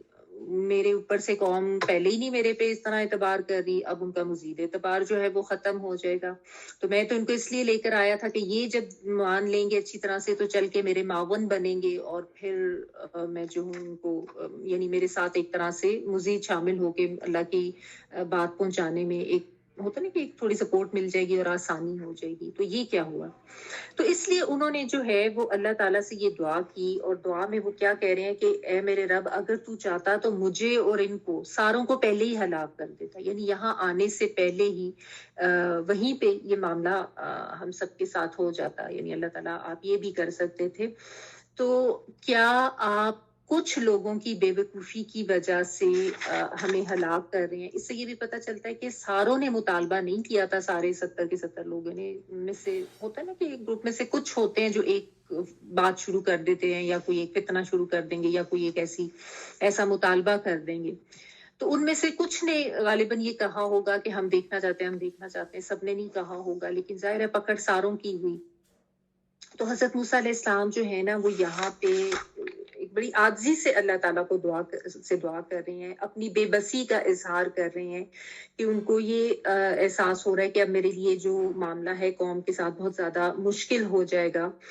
तो वो ये कह रहे हैं कि या अल्लाह या तो हम पहले ही हलाक हो जाते ना तो फिर तो इतनी प्रॉब्लम नहीं थी होनी, लेकिन अब जो इस तरीके से सिचुएशन हुई है उसमें मेरे लिए तो हालात इतने मुश्किल हो गए हैं, तो आप चंद लोगों की वजह से हम सबको इस अपनी सजा का शिकार ना करें या इस और ये भी साथ वो समझ रहे हैं कि ये अल्लाह की तरफ से आजमाइश है। यानी एक मोमिन जो है ना यही उसका किरदार सामने आता है और हमें हज़रत मूसा के किरदार से यही सबक मिलता है कि जब भी कितनी भी मुश्किल आ जाए, कैसा भी कड़ा वक़्त आ जाए, अल्लाह से जो है शिकवा नहीं करना और कोई वाह-वेला भी नहीं करना और ये नहीं कहना कि या अल्लाह तूने ऐसे क्यों किया, वैसे क्यों नहीं किया या हमें ही मिले थे ऐसा करने के लिए, ये नहीं। ये ज़रूर एतराफ़ कर रहे हैं कि कुछ ने जो है हम में से गलती की थी और आप देखिए हम का सीगा इस्तेमाल करके बात कर रहे हैं, यानी खुद को वो कौम से अलहदा नहीं कर रहे। हालाँकि ज़ाहिर है उन्होंने तो ऐसी बात नहीं थी की, अब तो इन लोगों ने कोई इस किस्म का मुतालबा किया था। तो वो ये कह रहे हैं कि या अल्लाह हम में से कुछ लोगों ने किया था तो सब हलाक हो गए हैं। और साथ ये भी वो इस चीज़ का इकरार कर रहे हैं कि इन हिया इल्ला फितनतुका, यानी मैं इस चीज़ को समझ रहा हूँ कि ये आपकी तरफ से एक आज़माइश है, लेकिन आज़माइश में भी ज़ाहिर है मोमिन ने क्या करना है? अल्लाह से ही रुजू करना है, अल्लाह से ही मदद माँगनी है और अल्लाह ताला से ही मग़फ़िरत भी माँगनी है। तो वो भी यही कह रहे हैं कि अल्लाह ताला से एक तो मग़फ़िरत माँग रहे हैं और ये कह रहे हैं कि या अल्लाह जब भी तेरी तरफ से आज़माइश आती है तो उसमें फिर लोग जो है वो उनके 2 तरह के रवैये होते हैं।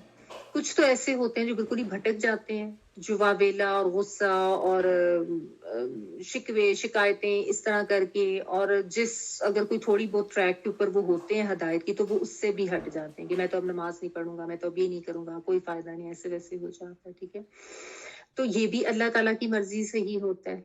اور وتہدی من تشاء، یعنی اللہ تعالیٰ تو ہی ہدایت دیتا ہے جس کو تو چاہتا ہے، یعنی ایک طرح سے وہ ہدایت بھی مانگ رہے ہیں اور اللہ تعالیٰ کا جو قبضہ و قدرت ہے اس کا بھی اقرار کرتے ہوئے کہ یا اللہ تو ہی ہدایت دیتا ہے جس کو تو چاہتا ہے، اور تو ہی ہدایت سے ہٹا دیتا ہے یا گمراہی میں ڈال دیتا ہے جس کو تو چاہتا ہے۔ یعنی یہاں سے ایک تو یہ چیز بھی سمجھ آ جاتی ہے نا کہ ہدایت جو ہے وہ اللہ تعالیٰ کی طرف سے ہی ہے، اور ظاہر ہے ہدایت دیے جانے کا یا بھٹکائے جانے کا جو ایک قانون ہے اللہ تعالیٰ کی طرف سے، وہ بھی اللہ تعالیٰ کی اپنی مرضی مشیت اس کی حکمت کے تحت ہی ہے کہ جو بھٹکنا ہی چاہتا ہے اور جو ضد اور انا کا شکار ہوتا ہے اس کے لیے پھر اللہ تعالیٰ بھی گمراہی کا راستہ ہی آسان کر دیتے ہیں اور وہ اسی پہ جاتا ہے، لیکن جس کے اندر خیر ہوتی ہے اللہ تعالیٰ اس کے لیے جو ہے وہ ہدایت کا راستہ آسان کرتے ہیں۔ تو اس چیز کو یہاں پہ اللہ تعالیٰ کا جو یہ ایک قانون ہے ہدایت دیے جانے کا، اس کا بھی وہ یہاں پہ اقرار کر رہے ہیں، اور اس میں بھی ایک عاجزی کا ایلیمنٹ نظر آتا ہے کہ یا اللہ اگر میرے میں کوئی ہم میں اگر کوئی ہدایت ہے یا ہدایت کی توفیق ہمیں ہوئی ہے تو اس میں ہمارا کوئی کمال نہیں ہے، وہ بھی تیری ہی ذات کے دیے جانے سے توفیق ملتی ہے۔ یہ بھی اس میں سمجھ آتی ہے کہ ہدایت کی توفیق ملنا بھی اللہ تعالیٰ کی طرف سے۔ کبھی انسان خود کے اوپر فخر نہ کرنا شروع کر دے، میں تو جی بڑا قرآن پڑھنے لگ گیا، میں نے تو بڑا قرآن کو سمجھ کے پڑھنا شروع کر دی نا، میرے تو علم میں بڑا اضافہ ہو گیا، میں دوسروں سے بڑا بہتر ہو گیا، وہیں پہ ہی نہ پکڑ ہو جائے۔ کبھی یہ جو نیکی کا تکبر جو ہے نا، یہ بھی انسان کو بڑا برا گراتا ہے۔ تو ہمیشہ ہر چیز کو اللہ سے ہی منسوب کریں کہ وما توفیقی الا باللہ، ہدایت بھی ملی ہے اللہ کی طرف سے، کچھ نیک کام کرنے کی توفیق ہوئی ہے اللہ تعالیٰ کی طرف سے، کیونکہ ہوتا سب اللہ کی مرضی سے۔ اللہ تعالیٰ نہ چاہتے تو کوئی ہم یہ ہدایت نہیں پا سکتے تھے، اللہ تعالیٰ نہ چاہتے تو کوئی ہمارے لیے جو ہے یہ راستہ آسان نہیں ہو سکتا تھا۔ تو بہرحال ان کا ایک وہ عاجزی کا رویہ ہے، عاجزی سے وہ بخشش بھی طلب کر رہے ہیں، صرف اپنے لیے نہیں مانگ رہے ہیں، اپنی پوری قوم کے لیے مانگ رہے ہیں، اور کوئی واویلا کو گلا شکوہ نہیں کر رہے ہیں، یہی کہہ رہے ہیں کہ ہم بے وقوف ہیں اور ہم میں سے کچھ لوگ ہیں جنہوں نے بے وقوفی سے یہ مطالبہ کیا ہے، تو یا اللہ تو رحم کر، تو ہمیں اس آزمائش سے نکال لے، تو ہی ہمارا دوست ہے، تو ہی ہمارا ولی ہے۔ اللہ تعالیٰ کی ولایت، اس کا بھی اقرار انسان کو ہونا چاہیے کہ اصل سہارا، اصل سرپرستی جو ہے وہ تو اللہ تعالیٰ کی ہی ذات کی ہے نا۔ دنیاوی سہارے اگرچہ انسان کو ان کی بھی ضرورت ہوتی ہے، وہ ہوتے ہیں، لیکن وہ سب عارضی ہوتے ہیں اور وہ سب کمزور سہارے ہی ہوتے ہیں۔ اصل سرپرستی تو اللہ کی ہے، اصل دوست بھی اللہ تعالیٰ ہی کی ذات ہے۔ تو یہ دعا مانگ رہے ہیں کہ یا اللہ تو بخش دے ہمیں، تو رحم کر دے ہم پہ، اور تو سب سے بہترین ہے بخشنے والوں میں۔ یعنی لوگ بھی، انسان بھی ایک دوسرے کو بخشتے ہیں، والدین بچوں کو یا آپس میں لوگوں کے ساتھ معاملات کرتے ہوئے، لیکن اللہ تعالیٰ کی ذات جو ہے وہ تمام بخشنے والوں میں سب سے زیادہ بہترین ہے، جو بخشش کرنے والی ذات ہے، ٹھیک ہے نا۔ تو اللہ تعالیٰ معاف بھی کر دے اور ہماری پردہ پوشی بھی فرمائے۔ غفرہ جو میں نے آپ کو کہا نا، یعنی پردہ پوشی کے معنوں میں آتا ہے۔ تو پھر اس کے بعد جو ہے اللہ تعالیٰ اس گناہ کے اوپر ہماری جو ہے وہ کوئی، یعنی کوئی ہمارا مواخذہ نہ ہو، ٹھیک ہے۔ اور ساتھ ساتھ اس میں بھی دیکھیں فاغفر لنا وارحمنا، مغفرت بھی مانگی اور رحمت بھی مانگی، کہ یعنی ایک، کیونکہ ایک تو یہ مسلسل عمل ہوتا ہے نا، ابھی ایک دفعہ انسان سے گناہ ہوا، غلطی ہوئی، خطا ہوئی، توبہ طائب کی، اس کے بعد کوئی یہ تو نہیں سمجھ سکتا کہ اب میرے ساتھ آگے تو کوئی کچھ ہونا ہی نہیں، کہ میں تو بڑا جو ہوں نیک پارسا ہو گیا ہوں، جیسا ابھی میں نے یہ ذکر کیا تھا کہ مغفرت اور ساتھ ساتھ رحمت اللہ کی ضرور ہوتی ہے، کیونکہ دیکھیے زندگی ایسے ہی ہے کہ مختلف موڑ آتے رہتے ہیں۔ فرض کریں آپ کسی پہاڑی راستے پہ اگر ڈرائیو کر رہے ہیں، بڑا خطرناک سا کوئی ایک موڑ آیا ہے اور آپ کو پتہ بھی نہیں، آپ کے راستہ اس پہ پہلے آپ گئے بھی نہیں ہوئے، اب وہ خطرناک موڑ سے آپ نے اللہ اللہ کر کے یا بڑے احتیاط سے یا اللہ سے مدد مانگتے ہوئے ایک دفعہ تو گاڑی گزار لی، تو اب اس چیز کی کوئی گارنٹی تو نہیں ہو سکتی کہ اگلا کوئی موڑ ایسا نہیں آئے گا۔ ظاہر ہے آ سکتا ہے، 2 بھی آ سکتے ہیں، 4 بھی آ سکتے ہیں، کئی بھی آ سکتے ہیں ایسے موڑ، ٹھیک ہے۔ تو اس لیے اللہ کی مغفرت کے ساتھ اس کی رحمت مانگیں، کہ یہ نہیں ہے کہ ایک دفعہ انسان گناہ سے بچ گیا یا اس کو گناہ سے توبہ کی توفیق ہوگی تو اب آگے کچھ نہیں ہو سکتا۔ تو جب بھی معافی مانگے تو ساتھ رحمت بھی مانگے، اس نیت کے ساتھ کہ اللہ تعالیٰ آگے بھی آپ نے ہی ہمیں بچا کے رکھنا ہے، آگے بھی ہمارے لیے گناہوں سے سلامتی آپ نے ہی کرنی ہے، ٹھیک ہے نا۔ ایک تو یہ بات، اور دوسرا یہ بات کہ کبھی بھی کوئی نیکی کر کے اس کے اوپر فخر نہ کریں، اپنا کوئی اپنی نیکی پر کبھی فخر کرے، نہ کبھی اپنی قابلیت پر فخر کرے، نہ کبھی اپنی کسی کامیابی کے مل جانے پر جو ہے وہ اترائیں.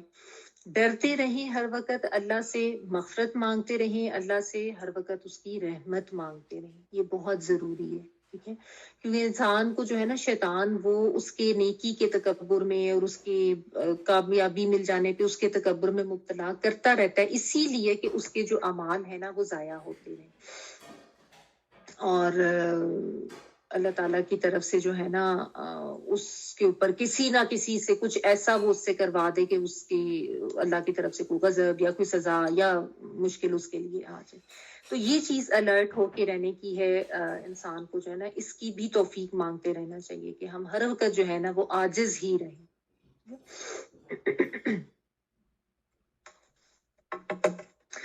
اور اس میں پھر ایک یہ بھی چیز سمجھ آتی ہے کہ وہی بات کہ جب آزمائش آتی ہے تو کچھ کو توفیق ہوتی ہے، وہ ہدایت پا جاتے ہیں، اور کچھ ایسے ہوتے ہیں جو اس آزمائش میں ناکام ہو جاتے ہیں، فیل ہو جاتے ہیں. اور یہ بھی ظاہر ہے اللہ کی دی ہی توفیق اور اللہ کی ہی مرضی اور اسی کی حکمت سے ہوتا ہے. ٹھیک ہے نا،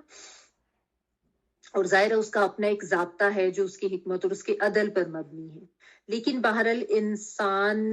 کے اوپر جب آزمائش آتی ہے تو اس کا ہدایت پر رہنا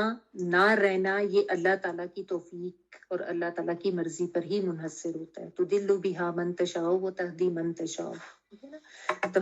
آزمائش آنے میں بعض ہدایت پا جاتے ہیں اور بعض جو ہیں وہ بالکل ہی پٹری سے اٹھ جاتے ہیں، وہ بالکل ہی گمراہی کا شکار ہو جاتے ہیں.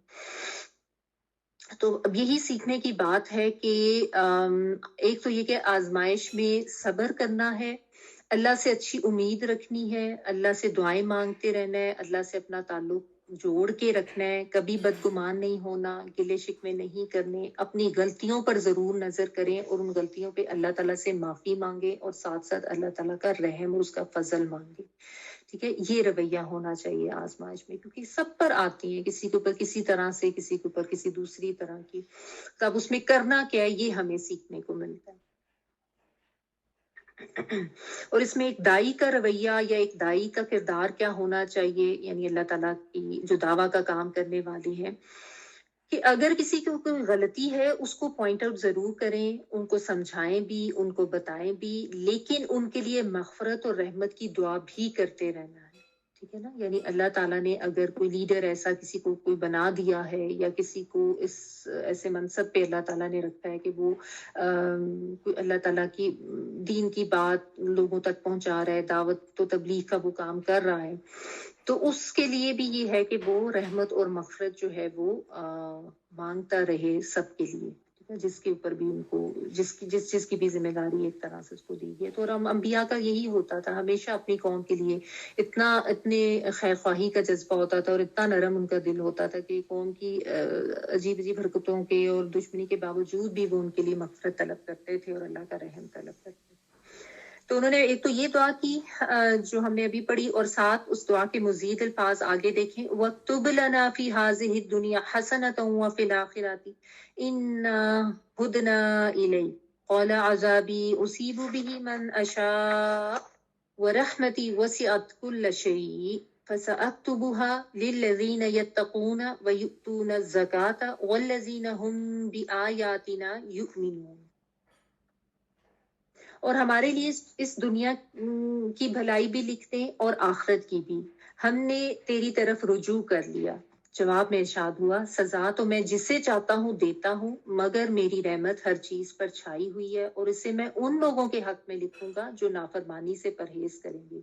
زکوٰۃ دیں گے اور میری آیات پر ایمان لائیں گے.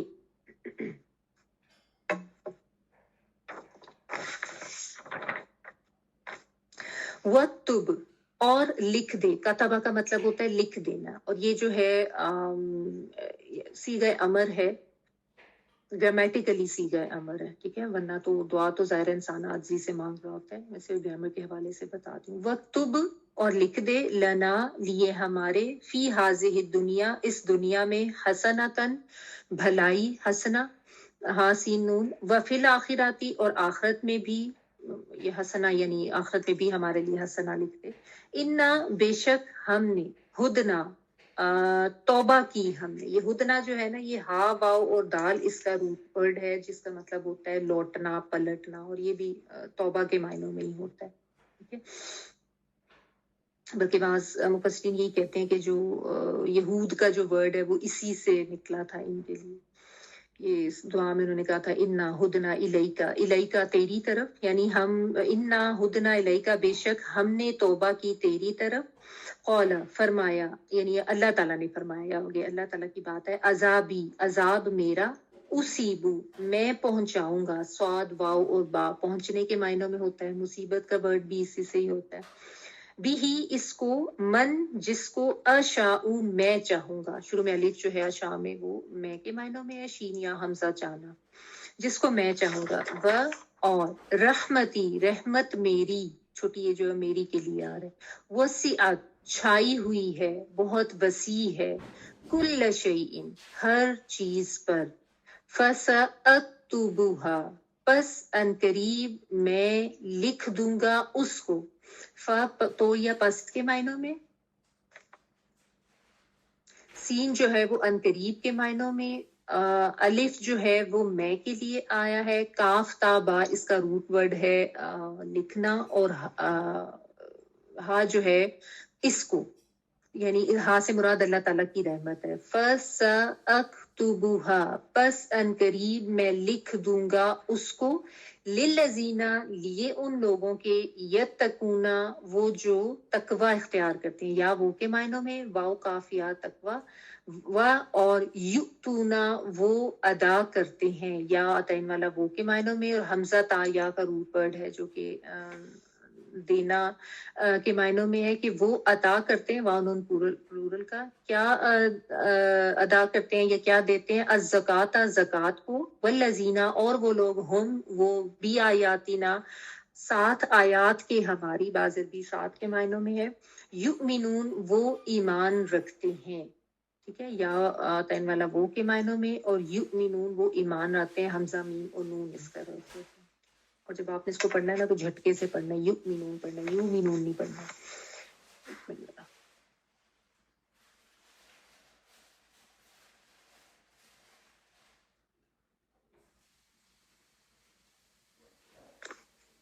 जी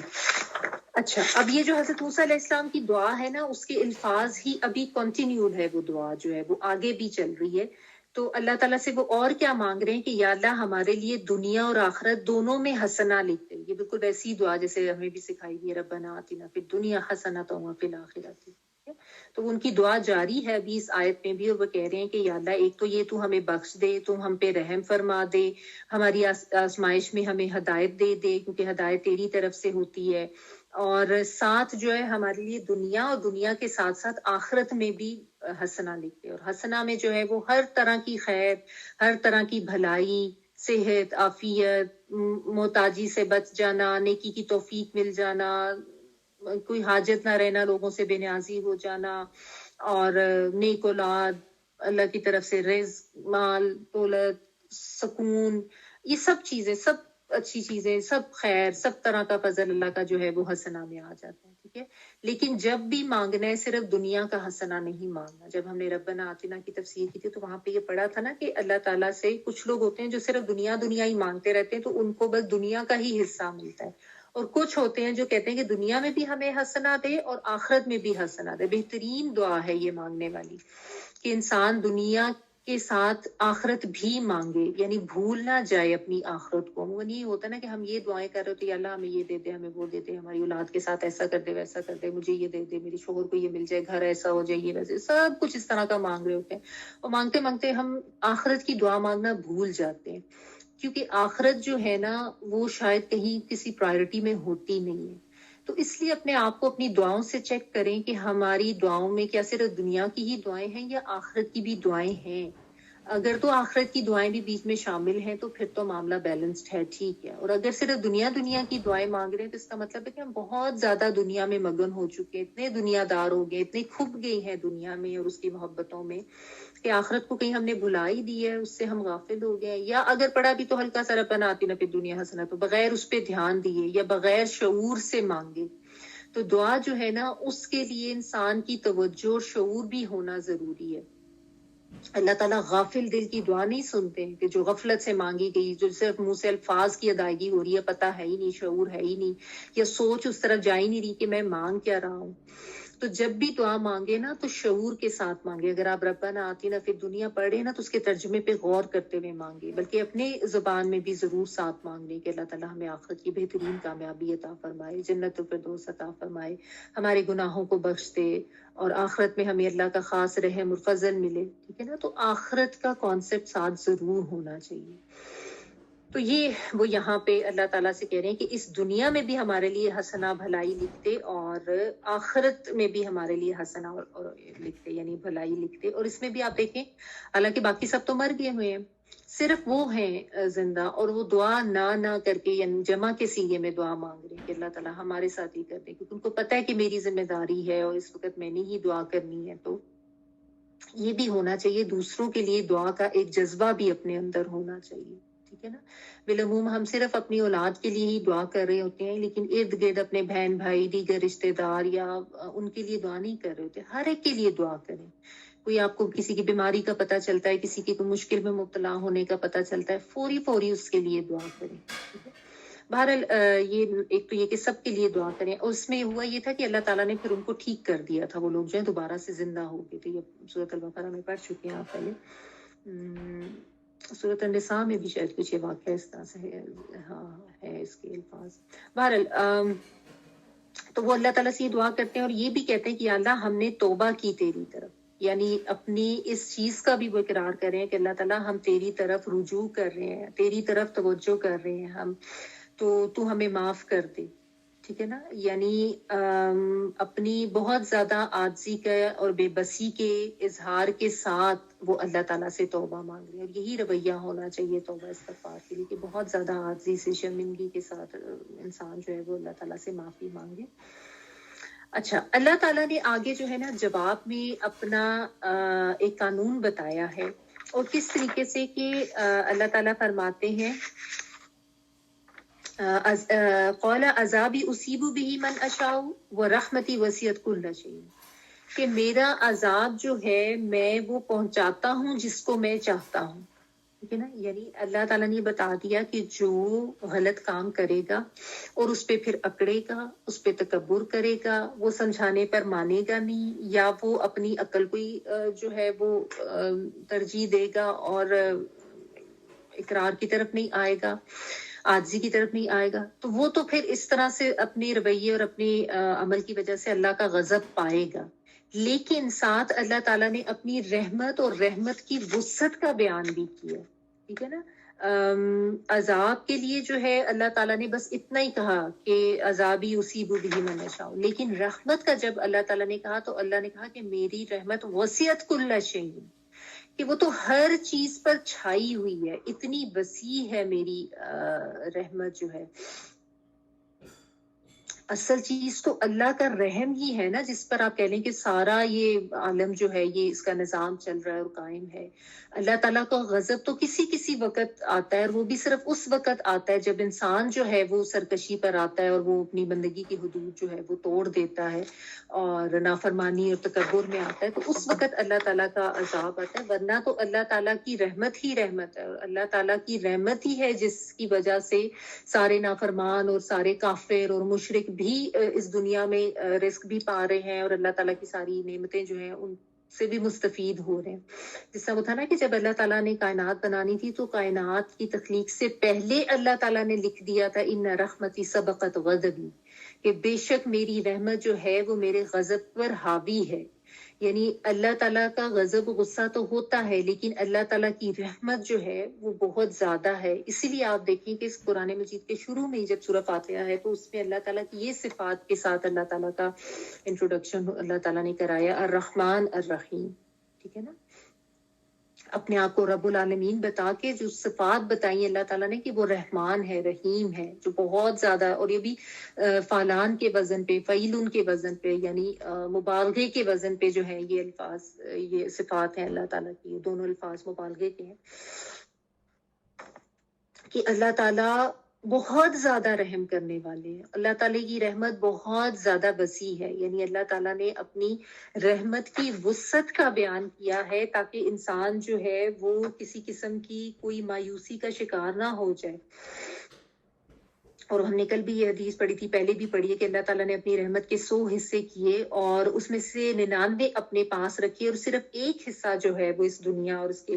تمام مخلوق میں بانٹ دیا. اور اس ایک حصے کی وجہ سے مخلوق ایک دوسرے پر رحم کرتی ہے اور جانور بھی اپنے بچوں پر، ایون وحشی جانور جو ہوتے ہیں وہ بھی اپنے بچوں کے اوپر رحم کرتے ہیں. باقی 99 حصے اللہ تعالیٰ کے پاس ہی ہیں. تو سوچیں کتنی زیادہ رحمت ہے.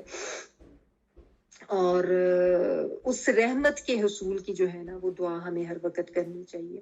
لیکن اللہ تعالیٰ نے ساتھ یہ بھی قانون بتا دیا کہ اس رحمت کو حاصل کرنے والے کون ہوں گے، یا آپ کہہ لیں اس رحمت کے حصول کا کلیہ اللہ تعالیٰ نے بتا دیا کہ جن لوگوں میں یہ صفات ہوں گی وہ میری اس رحمت کو پائیں گے. بس فَسَأَكْتُبُهَا، میں لکھ دوں گا، لِلَّذِينَ، ان لوگوں کے لیے جو تقوی اختیار کرتے ہیں. دیکھیں ونس اگین بات گھوم کے پھر وہی تقوی پر ہی آ جاتی ہے. جو اللہ کا تقوی اختیار کرتے ہیں، یعنی جن کی زندگی کا منہج یہ ہوتا ہے کہ جن کو ہر وقت یہ احساس ہوتا ہے کہ میں کوئی ایسا کام نہ کر دوں کہ میرا رب مجھ سے ناراض ہو جائے، اور ہر وقت وہ یہ سوچتے رہتے ہیں کہ یا اللہ، یعنی ایسے میں کام کروں، ایسے کاموں کی مجھے توفیق ہو جائے جس سے رب ہم سے راضی رہے. یہی ہے تقویٰ میں دونوں طرح کی چیزیں آ جاتی ہیں نا، اللہ کی ناراضگی سے بچنے کا خوف اور اللہ تعالیٰ کی رضا حاصل کرنے کی طلب. یہ چیز ہوتی ہے تقویٰ، کہ انسان ساری زندگی اس طریقے سے گزارے، ہر وقت ڈرتا رہے کہ میں نے کچھ غلط تو نہیں کر دیا، کہ اللہ مجھ سے ناراض تو نہیں ہو گیا، اور ہر نیکی کے کام کو یہ سوچ کے کرے کہ اس سے میرا رب جو ہے مجھ سے راضی ہو. تو جو تقوی اختیار کرتے ہیں اور جو زکوٰۃ ادا کرتے ہیں، زکوٰۃ کو جو ہے یہاں پہ مفسرین نے کہا کہ ایک تو اگر آپ اس کو ان جنرل اسی فارم میں لیں، یعنی مال کی پاکیزگی کے لیے جو ہے کہ یعنی وہ مال میں سے حق ادا کرتے رہتے ہیں جو مال ان کو اللہ تعالیٰ نے دیا ہے، اور اس کی تو جو مطلب جو شرعی تفصیلات ہمیں پتہ ہے ہمارے دین میں اس کے حوالے سے ہیں. اگرچہ یہ بتایا حضرت موسیٰ علیہ السلام کو بنی اسرائیل کے بارے میں جا رہا ہے، لیکن ظاہر ہے ہمارے بھی یہ بھی اس میں لیسن ہے، یہ سیکھنے کے لیے کہ اللہ تعالیٰ کی رحمت ہے تو وسیع، لیکن ملتی کن لوگوں کے ہے. یعنی اللہ کی رحمت پانے کے لیے ہمیں اپنے اندر کون سی صفات لانے کی ضرورت ہے. تو اس میں پھر ایک یہ زکوٰۃ کی ادائیگی. اب اس میں آپ دیکھیں یعنی عبادت کی بجائے، یعنی جو ایک بدنی عبادت ہے نا، نماز وغیرہ، روزہ، اس کی بجائے زکوٰۃ کا یہاں پہ ذکر کیا گیا ہے. ٹھیک ہے نا، کیونکہ تقویٰ کی بات آ گئی. تقویٰ جس میں ہوگا وہ ظاہر ہے اللہ تعالیٰ کی عبادات بھی کرے گا، اور یعنی جو عبادت کے ریچولز ہیں ان کی ادائیگی بھی کرے گا. اور جس میں تقویٰ ہوگا وہی یہ مال کا حق ادا کرنے کی طرف بھی دھیان دے گا. کیونکہ عموماً ایسا ہوتا ہے کہ لوگ جو عبادت کے جو ریچولز وغیرہ نا وہ تو کر لیتے ہیں، لیکن جہاں پہ مال نکالنے کی بات آتی ہے نا وہاں پہ دل چھوٹا ہونے لگ جاتا ہے، اور وہاں پہ شیطان بھی ڈرانا شروع کر دیتا ہے اور انسان ہیلے بہانے ڈھونڈنا شروع کر دیتا ہے اس سے بچنے کی. تو اس لیے یہ فرمایا کہ جو ادا کرتے ہیں زکوٰۃ کو، لیکن اس میں مفسرین نے ساتھ جو ہے نا وہ جسمانی زکوٰۃ کو بھی لیا ہے. یعنی وہ اپنے کیونکہ تزکیہ، یعنی تزکیہ کا بھی یہی روٹ ورڈ ہے نا، ذاکا، کہ یعنی وہ اپنی آپ سے گناہوں کی میل کو دور کرتے رہتے ہیں، یعنی مسلسل اپنی جو ہے نا وہ روحانی صفائی بھی کرتے رہتے ہیں. ٹھیک ہے، کیونکہ ظاہر ہے انسان جب اس دنیا میں زندگی گزار رہا ہوتا ہے تو اس کے روح جو ہے وہ آلودہ بھی ہو جاتی ہے، اس کا ایمان جو ہے وہ بھی آلودہ ہو جاتا ہے دنیا کے جھمیلوں میں پڑ کے. اور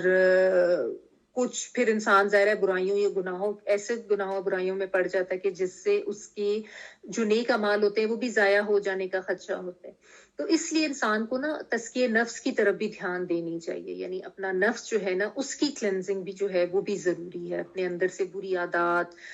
بری صفات کو دور کرے. لالچ ہے، حسد ہے، بغض ہے،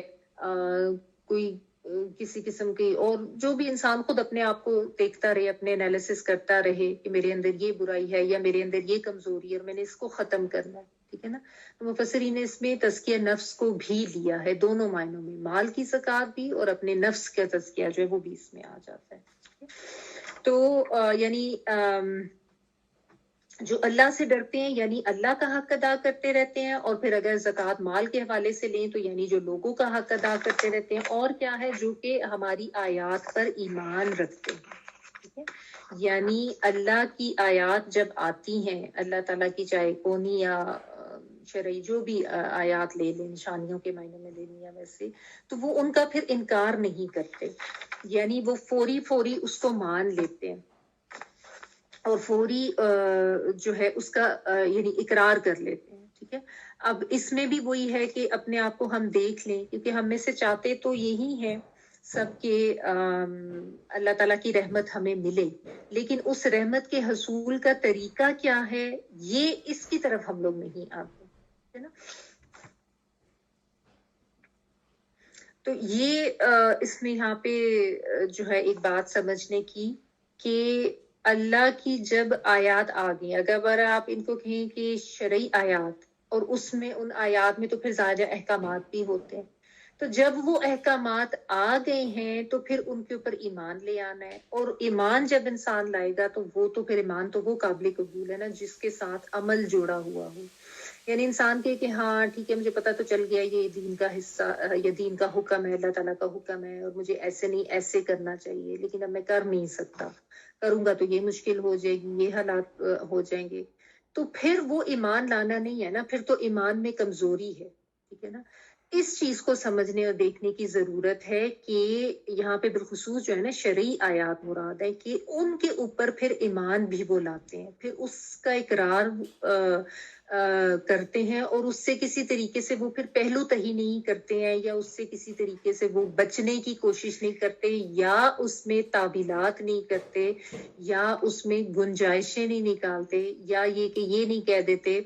اچھا جب اللہ کی توفیق ہوگی نا تو میں کر لوں گا، ہاں ٹھیک ہے، نہیں مجھے پتا ہے چل گیا کہ یہ حکم ہے، لیکن ابھی مجھے توفیق اللہ کی طرف سے نہیں ہو رہی نا، جب اللہ تعالیٰ چاہیں گے تو میں کر لوں گا. بعض لوگوں نے یہ بھی اپنے لیے ایک بہانہ تراش لیا ہوتا ہے،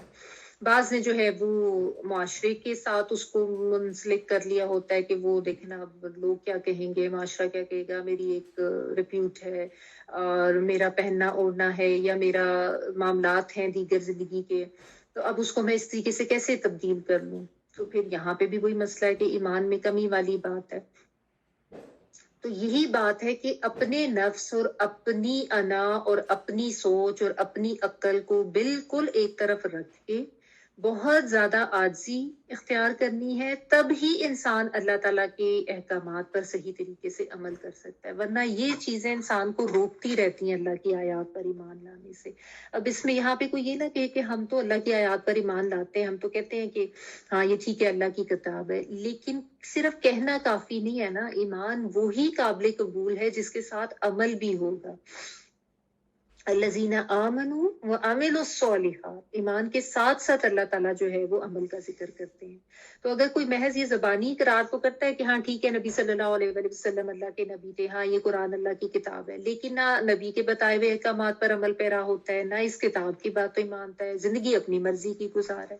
تو یہ ایمان تو نہ ہوا. ٹھیک ہے نا، تو یہ اس میں سمجھنے کی ضرورت ہے. اور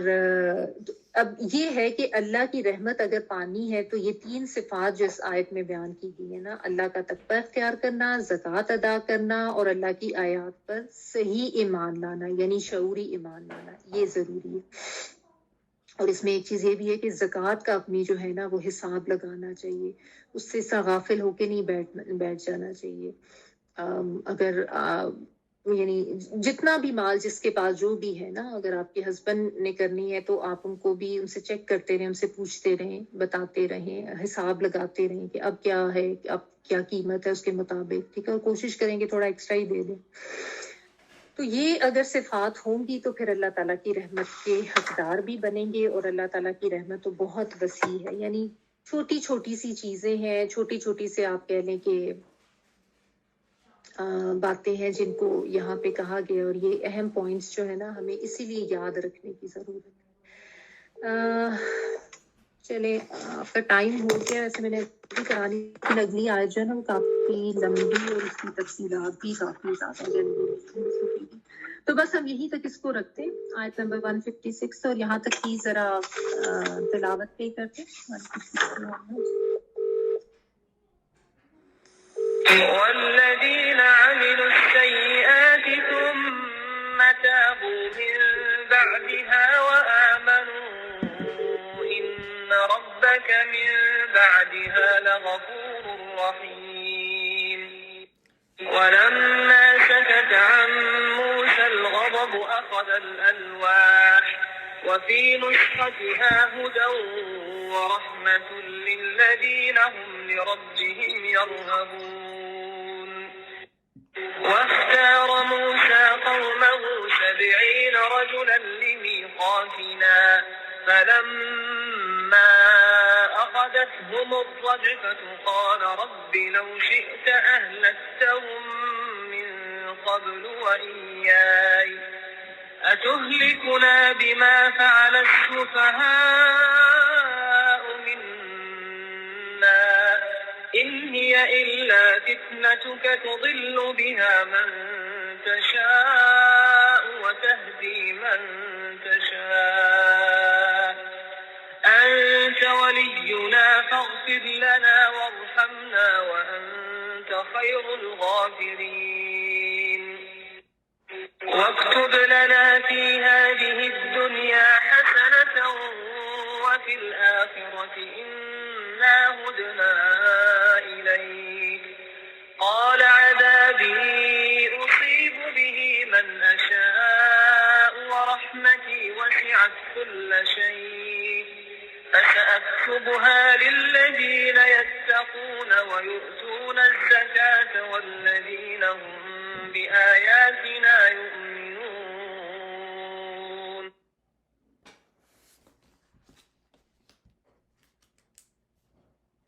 ہمارا آپ کا مائک آف ہے. وآخر دعوانا الحمد لله رب العالمين سبحانك اللهم وبحمدك نشهد أن لا إله إلا أنت نستغفرك ونتوب إليك. سبحان ربك رب العزة عما يصفون وسلام على المرسلين والحمد لله رب العالمين. بارك الله لي ولكم في القرآن العظيم ونفعني وإياكم بالآيات وذكر الحكيم. دعا کر لیجیے.